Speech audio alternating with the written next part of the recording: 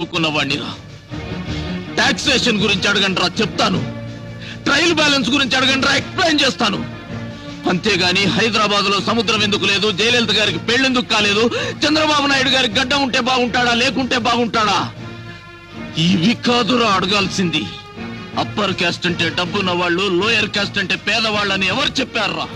ఈ రాష్ట్రంలో ఒక చేత్తో డిగ్రీ పట్టా, మరో చేత్తో కాలిన పొట్టా పట్టుకొని తిరిగే వాళ్ళల్లో జంజం వేసుకున్న బ్రాహ్మణుడు ఉన్నాడు. పేరు చివర రాజు, రెడ్డి, చౌదరి, నాయుడు అని తోకలు తగిలించుకున్న అగ్రవర్ణాల దరిద్రులు ఉన్నారా?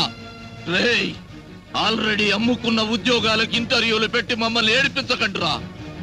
ఉద్యోగం వస్తుందన్న ఆశతో ఈ బట్టల ఇస్త్రీకి 3 రూపాయలు, బస్ ఛార్జీకి 5 రూపాయలు, అప్లికేషన్ కి 10 రూపాయలు అప్పు చేసి ఇంటర్వ్యూకి వస్తావరా?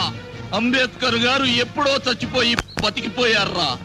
బతికుంటే మాత్రం ఆకలేసే వాడికి ఎందుకు రిజర్వేషన్ పెట్టలేదని కాళ్ళు పట్టుకొని అడిగేవాడినిరా. లేదా అయ్యా అంబేద్కర్ గారు అప్పర్ కాస్ట్ లో పుట్టి అడుక్కుతుంటున్న దౌర్భాగ్యులం మేము, మమ్మల్ని కూడా ఏదో ఒక రిజర్వేషన్ లో తోసేయమని కాళ్ళు పట్టుకొని ప్రాధేయపడేవాడినిరా. ప్రాధేయపడేవాడిని. దేశం మీలాంటి చెత్త కుక్కల చేతిలో చిక్కి చెత్త కుండీలా మారిపోయిందిరా. ప్రభుత్వం మీకిచ్చే జీతాలతో పరమాన్నం తింటూ మా ఎంగిలాకులు కూడా లాక్కోకండిరా.